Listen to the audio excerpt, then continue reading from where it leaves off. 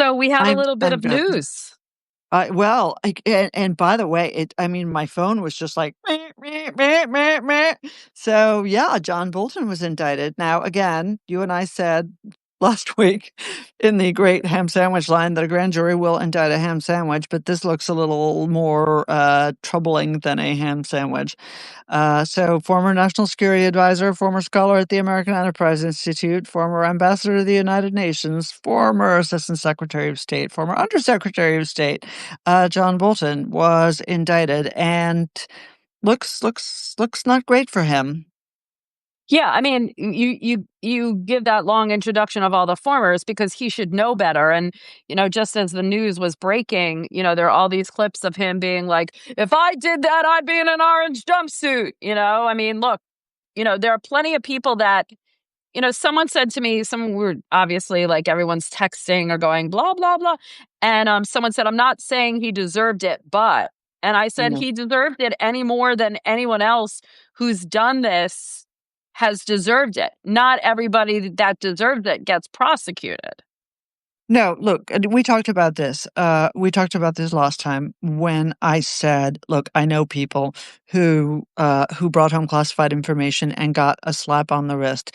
But I will say this as somebody who had a security clearance and who knows John Bolton.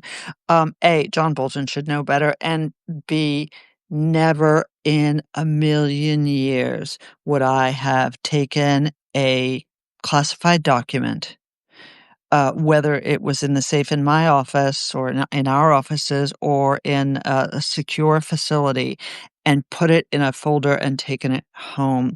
Nor, by the way, would I ever have taken classified information and rephrased it and represented it. Now, look, I want to say it's really important for people to understand that classification is completely loose.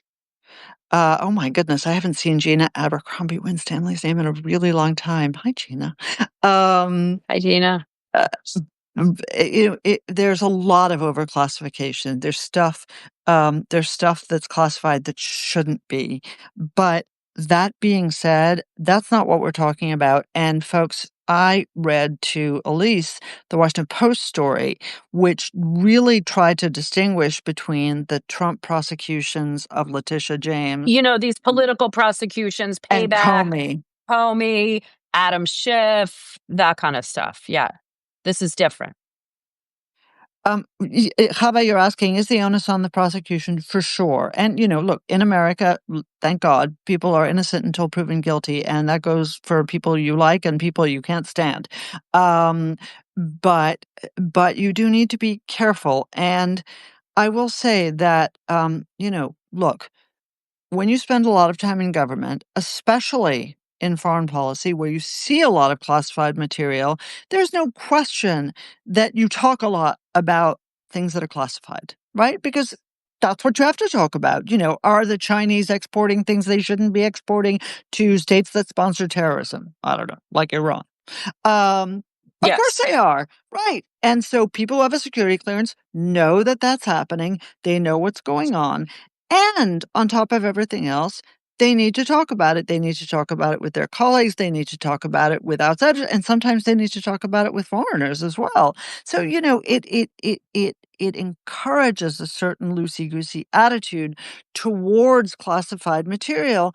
That being said, this isn't about going and warning the Chinese that they shouldn't be selling stuff to bad guys. This is about him squirreling away information for his book. Okay. Right. He wrote every day at the end of the day, he would go in. This is how my understanding following everything of how it went. And I can't see anybody's questions. For some reason, I can't see who's on. So it's all on you. That's all on Dan. me. Okay. So basically, he would take paper from the printer that was like extraneous paper, that was like scrap paper. He'd go into a meeting, he'd write some notes, and then he'd like take those home. And basically, he was squirreling information away for his book. And that book was not very favorable to Donald Trump, by the way. I was saying earlier before we went on, if he was the national security advisor, kind of like McMaster, I mean, left and, didn't say anything. H.R. McMaster is an officer and a gentleman. Right. But I mean, he was one of the biggest critics of Trump. The book was very unfavorable to Trump, very Called him an favorable to idiot. very favorable to John Bolton. And so in a sense, and I said this to you also, if you're going to go against Trump, you need to be squeaky clean. And, John Bolton, this doesn't look good for him. He kind of scanned these notes and emailed them back to his family. And also, how did people find out about it? Apparently, this is on AOL, and Iranians found. I always wondered why he had this AOL account that you're emailing, which we him all on. have, right? We all have that email address. The Iranians found classified information on his AOL account, Right. national security And information, and of course, apparently a foreign government notified the U.S. We don't know who it is. It must be Israel or one of the Middle Eastern, one of the Gulf nations. But, this is the exact example of what you're worried about when right. you use classified information. Right. No, listen, and again, I get it. There are different standards for different people. On the other hand, you have a special onus. You are the national security advisor. You're also an outstandingly smart lawyer, right? And that is the thing. You need to be careful. Yeah. And by the way, when John was at AEI, we were constantly under assault by the Iranians, by the Chinese, by the Russians. So the idea that you would stick with AOL for this kind of shifty stuff is just crazy. Anyway, look, yeah, it's going to suck for him, and I get it. And I'm sorry, just because he's a human being, but yeah, these things happen. Anyway, that's not the only news that today is. It's a cautionary tale. It is a cautionary tale. Yes. President Trump spoke with Putin today, and now they're meeting again.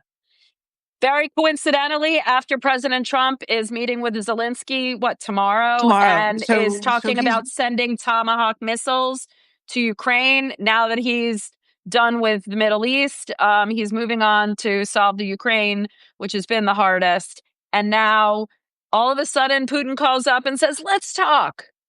Well, so it wasn't, first of all, it wasn't all of a sudden that Putin called and said, let's talk. So my podcast co-host and colleague, Mark Thiessen, had a great piece in the Washington Post today. We'll put it in the show notes. Talking about what were good targets for the Ukrainians using American weaponry into Ukraine. And I think between that, the Tomahawks and everything else, I think Putin rightly thought, "Oh, time for another call to the Donald." The problem with Trump is, with this Ukraine stuff, I get it. You and I have talked about this. We know that what he wants is to end the war. The problem is he won't stop giving chances to Vladimir Putin, and this is. It's again, it's his susceptibility to flattery. It's his susceptibility to being cajoled. It's his susceptibility to the idea that he is going to be the persuader. Look, he was the persuader with Hamas, and he got this incredible, end to the war in Gaza. And you gave him credit. I gave him credit. Lots of people gave him credit. And I think the problem is also, again, that went to his head, because there is no freaking way that Putin wants to end this war on any terms. I will say this. He's meeting with Zelensky tomorrow, and I'm hopeful that that will be a good meeting. And then U.S. and Russian officials are meeting before. But not right. But there's a walk up. So the State Department has folks meeting. So it's not that Trump is getting on the bus and going and meeting Vlad. Right. There's meetings in Budapest. And hopefully they are to gauge whether Putin is actually serious or he wants to waste the president of the United States. I go back to what you said. I think that Trump will think I can persuade him. And maybe he has no intention of giving the Tomahawks, because he thought that was like a psych ops that, I'll threaten and then I'll be able to persuade him. I don't think he really wants to further arm Ukraine. I think he thinks he can, you know. I don't agree about that. He does. I think he's pretty serious about arming Ukraine, because he recognizes there's been. I mean, it's not just about arming Ukraine. It's about a good partnership with Ukraine, and some drone capabilities that the Ukrainians are going to share with us, which will be great. So it's not sort of a goodness of my heart type of thing. So I'm more sanguine about his support for Ukraine. The problem the problem is the problem, as we both said. I mean, there's nothing new to say here, which is he is endlessly gullible when it comes to a call from Vlad.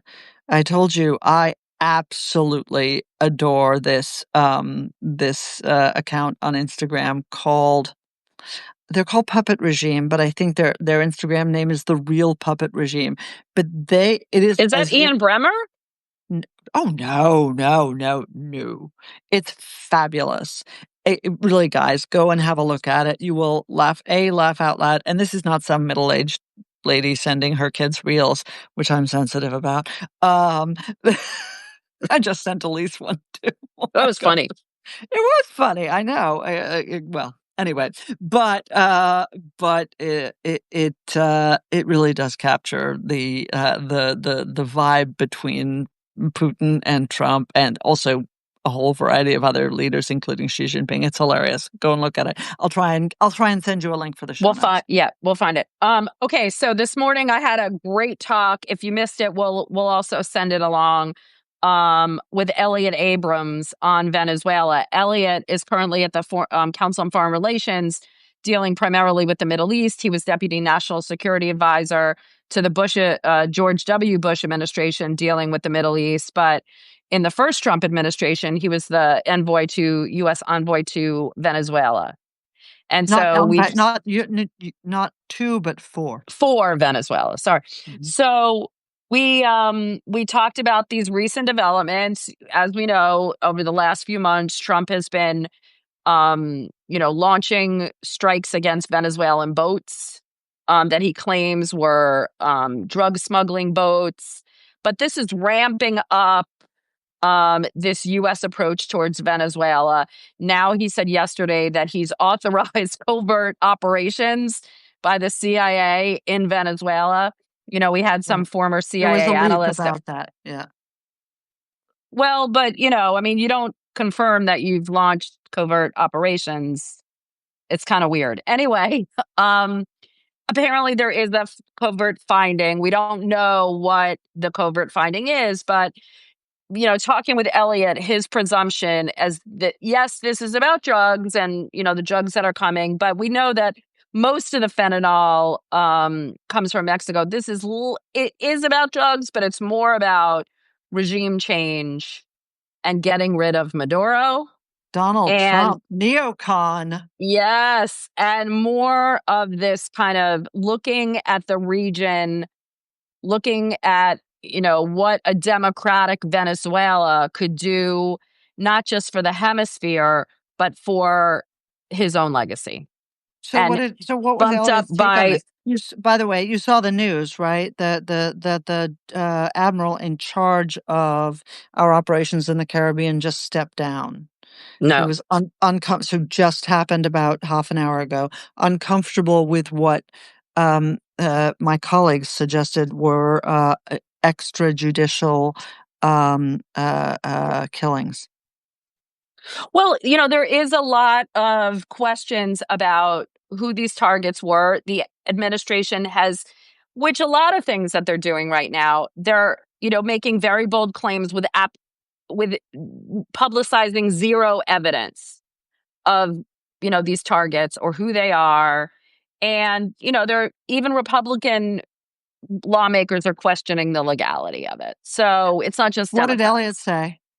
Elliot said he said he has no reason to believe that they're not drug smugglers. But what he said is this is an effort to have the dominoes fall in the hemisphere. If you get rid of Venezuela, who's giving how many, billions of dollars in oil to Cuba, if they stop, if Maduro falls, and then they stop supporting Cuba, then Cuba could fall, and then possibly Nicaragua could fall, and then this whole domino of anti-American regimes in the hemisphere would be gone. You have a democratic hemisphere that's friendly to the US, and this is very good for Donald Trump, for the Americans, for his legacy.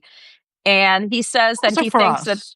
I mean, right, it's a good thing. Maduro's a it's, bad man. So and this is but he said, Gina just asked, which I really think is an interesting question. Is this a push from Marco Rubio? I yes, mean, yes, right? I think the answer to that is look, yes. look, he said it's not just a push from Marco, who's been, where is Marco from?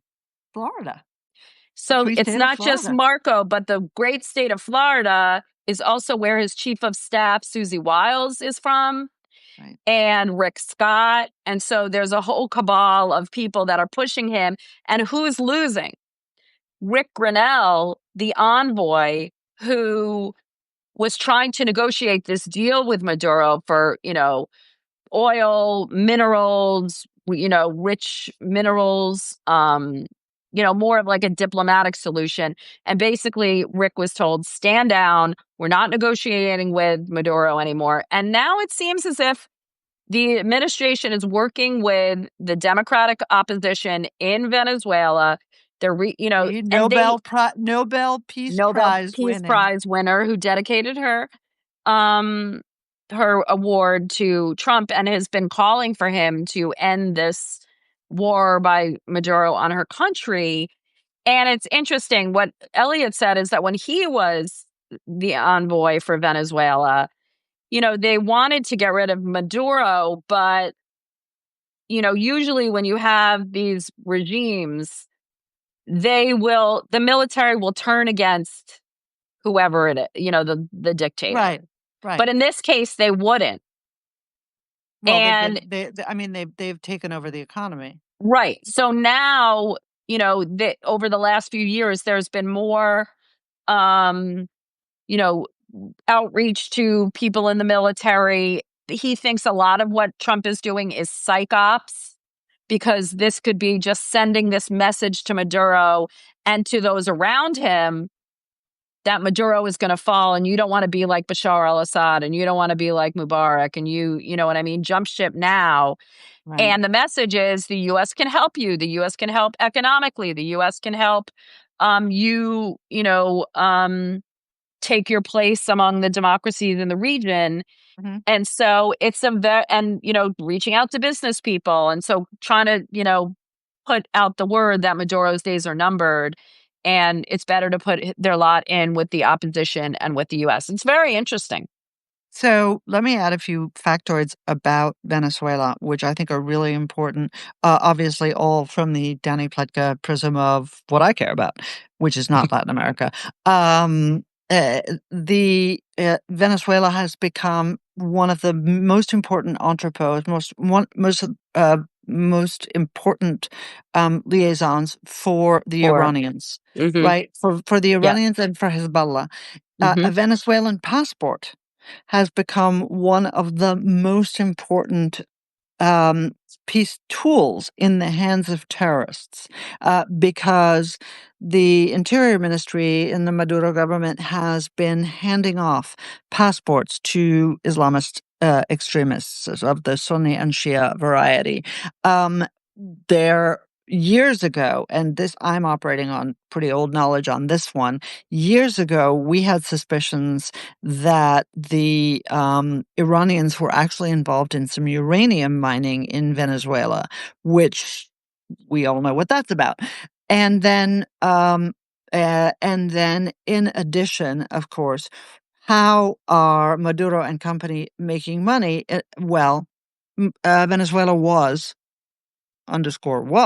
the richest country in South America. It has vast stores of gas, oil, excuse me, and the regime has a deal with the Chinese to sell it at a cut rate, what they do is they sell it at a cut rate to the Chinese, but they take the skim off the top. And that's how I mean, if you're a dictator, that is how you keep your people happy, right? You stop them from overthrowing you by making sure that you share the spoils with them. So these are the spoils that they've been sharing. None of this is in our interest.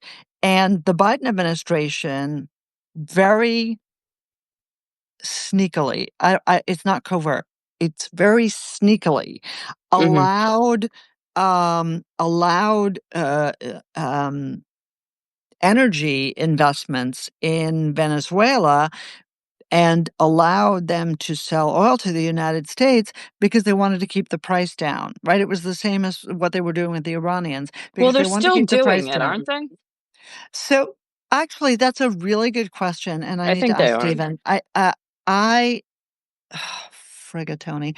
I know the answer to this, mm, but it's not in my brain right now, which is the key point. So I don't know whether this is still Frigatoni, I going really like on. that. Yeah, I know. Well, yes. It was better than a swear word, but although I like those too. I'm gonna Uh, borrow it.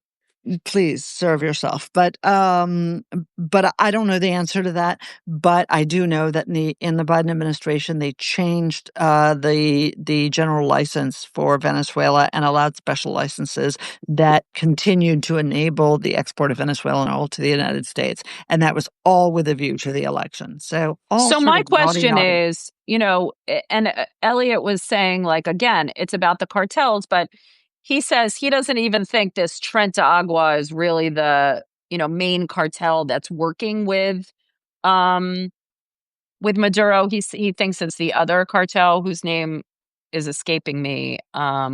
But he thinks it's my question is, what does this have to do with this massive immigration?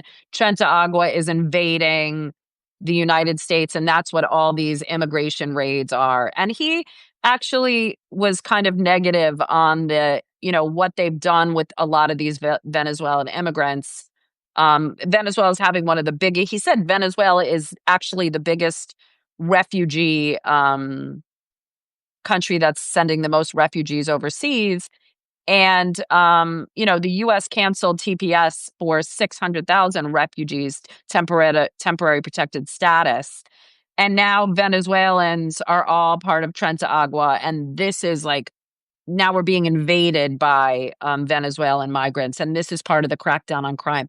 I don't really, that connection to me seems a little dubious. Every There were famous landscape stories. Every landscaper or guy who's working at Home Depot is not a Venezuelan cartel official or card-carrying member of the cartel, in my opinion. Right. Agua certainly is a dangerous Bad. gang. Yes, bad. Right. They are certainly operating in the United States. They Yes. are certainly taking over niches of communities. Um, the problem is, yeah, you're right. Illegal aliens and illegal criminal aliens are being conflated by the Trump administration. Um, I guess my view is they're all illegal aliens. Okay, Uh, but but they said they were going to go after the worst of the worst, Well, and I think they're going they're after going after everybody, all the brown people low-hanging is fruit. basically what they're okay. Yeah, they're No, going that after the low end. bullshit. Come on. I Don't go there. Oh, come on. Standing outside of a Home Depot? Give me a break. You know what? Being an illegal alien is being an illegal alien, and getting to hide behind your color is bullshit, okay? If you All break the I'm law and saying, don't come into okay, the country, that's fine. Then say we're going to find every illegal alien and hunt them down and get rid of them. But don't say we're going after the worst of the worst. And the worst of the worst are not even the ones being caught. I'll let Christy Nome know that you want them only to go after the certain brown ones Go that you after the think certain really brown deserve it. ones first and then go after all of them. Okay. That's all I'm saying. Well, I think I'm a little bit, I think that that immigrants, yes, I wish there was more of a um, system for people to migrate here better legally and to deal with some of the illegal immigrants and the migrants in this country. But I think immigrants to this country are in a lot of ways helping it run. And I just have a different opinion about it than you. I still love you. I still love you too. See, this is how we do it.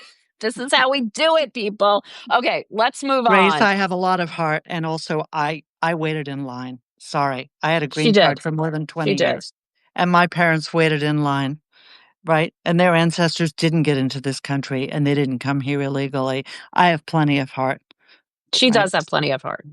Thank you. Anyway, Um, we have one last thing we want to talk about. well, we want to talk about oh no, we talked about Gaza on Tuesday.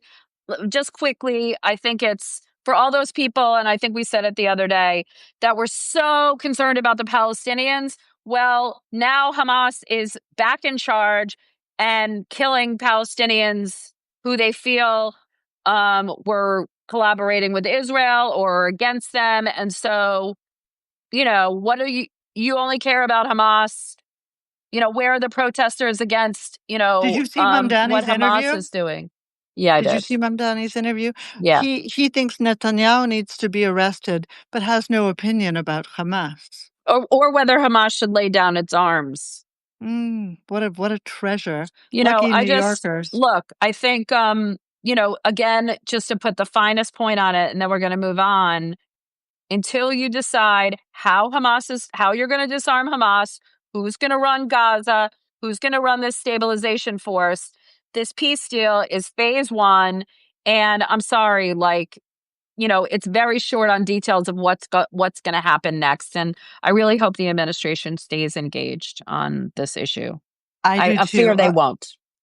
Well, what I said, look, we had we recorded our podcast on this with our What the Hell podcast with Dan Senor on this today, and what I was saying to Mark afterwards was, look, the problem for me is the Times of Israel had a piece about the fact that, right, what was phase one? Phase one is you return all the living hostages and the dead hostages, and that Israel releases 250 prisoners inside Israeli prisoners and 1,750 from Gaza. And the Israelis, the living hostages come home. The Israelis release the guys, and only 4 of the dead, More than murdered 4. hostages. No, I'm I not think it's excusing. I'm not excusing Hamas. I think it's like 9 now, but it's not 28, and there are 28. Mazal Tov. In any case, I must have missed the last 5, but But I you know believe what? you. But wait, let me finish. Elise, U.S. officials are saying that they don't believe that they're not. I don't know if it's not in good faith or whatever. Do you think it's that they're hiding them, or they have no idea where they are, and they should have said that before they made this deal?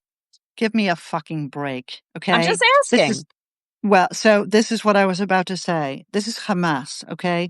They know where everybody is. They went and found everybody they wanted to kill very efficiently on Tuesday and Wednesday, didn't they? So Mm. that's number one. Number two, what I said to Mark, and that's what I was starting to say to you, is that what I remember from after Oslo in the 1990s is that the Palestinians that became the Palestinian Authority undertook certain obligations, including not to support terrorism, not to and not to try to and what's the word I'm missing now? Exhort terrorism.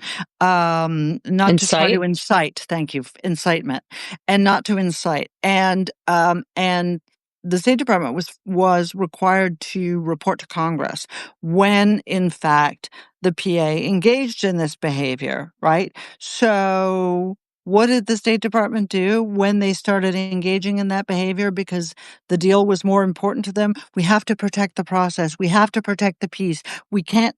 They started to lie about Sounds what like it maybe was they're that doing these that guys again were then. doing. So that's what I worry about and it's only 3 days in. I don't want to besmirch the people Worked hard on the deal. who worked hard on this and who I think are really hoping to get this done in good faith. On the other hand, and I'm sure that there will be a problem in finding all of these guys. But the notion that you could only find, 10% of them, 5% of them, is ridiculous. And of course, that's not the only thing that Hamas isn't doing Right. that was concordant with the deal. So anyway, I just worry that about that. Then again, this is a different administration. Maybe I'm wrong. Hopefully, I'm just too pessimistic. Dan Senor used a great line, which I know you will appreciate, and he said he said his rabbi told him, and I'm sure lots of our listeners have heard this as well, but. Uh, Jews are always pessimists. No, Jews aren't always pessimists. Jews are sometimes optimists. What's a Jewish optimist? Things are terrible, and the Jewish optimist is right, but they could get worse. That's good. I That's feel good. like that pretty much colors my analysis of the Let's go Middle East. 2 more minutes. We just wanted to take a quick look. We're continuing on the shutdown, and we're not going to get into the shutdown, but a couple of things have become kind of interesting about some of the lawmakers that are just bucking their party. Let's start with Fetterman. Fetterman has said that he thinks that the shutdown is ridiculous, and he blames Democrats, and he wants Democrats to just, vote for the clean CR and then negotiate the health care. This is not the first time that they're upset about his softened approach to Trump and his criticism of the party, and now they're going to primary him. And nasty Connor Lamb, right, an AOC type is really going after him. Look, Republicans do this too. You need, this. You need these people. Fetterman is a guy who really represents, I think, very well what Pennsylvania is, which is a lot of conservatives. But in the cities, a lot of Democrats, and the idea that he has that he deserves this kind of treatment is just gross. But hey, that's what's going to happen. That's politics, and let's see what also happens. Marjorie Taylor Green, your favorite. Taylor Greene. I mean, I'm fascinated, but I mean, I think she's cuckoo for Cocoa Puffs sometimes. But I mean, she's most of the time, but she's been remarkably kind of principled on what she thinks that the Republicans should do, which is to vote for these healthcare subsidies. We do not don't agree with them on this issue, but we will digress and stay on Marjorie Taylor Greene. Publicly criticized Republicans for not having a plan to keep these subsidies. She signed a bipartisan resolution to force the DOJ to release Epstein files. Bernie Sanders called her a good Republican, praising her for represents her her constituents over her loyalty to Trump. And even Hakeem Jeffries said she has surprisingly enlightened weeks on these issues. So it's just interesting. It's just interesting how people are criticized for doing what they think their constituents want, as opposed to sticking by the party line. I don't think that's what she's doing. I think she's mad at Trump. And this is all about that. For what? For not supporting her for running for Senate. Which he didn't, because she'd lose. So I think this is just, we have the same conversation every damn time. This is just the circle where, you eventually go so far right that you end up on the far left. She's a moron. I don't think Fetterman is a moron. I think he's an odd guy. I let me be frank. But I think that his, look, for me, his support for Israel has been unbelievably principled, and I think he's been really tough on his party on these issues. of course, people should listen to their constituents, Chava, but you are not elected to be a sheep and stray where it is that your constituent tells you at any given moment. You are elected to represent your district, and then you will be voted on, and they will judge you at the next election. Marjorie Taylor Greene can't represent her constituents doing what she's doing now and doing what she was doing 6 months ago. So you got to decide if you respect her for representing her constituents that you agree with, or are you representing her constituents who you don't agree with. It's a good point. Well, and she got elected by a hair, so we'll see what happens next time.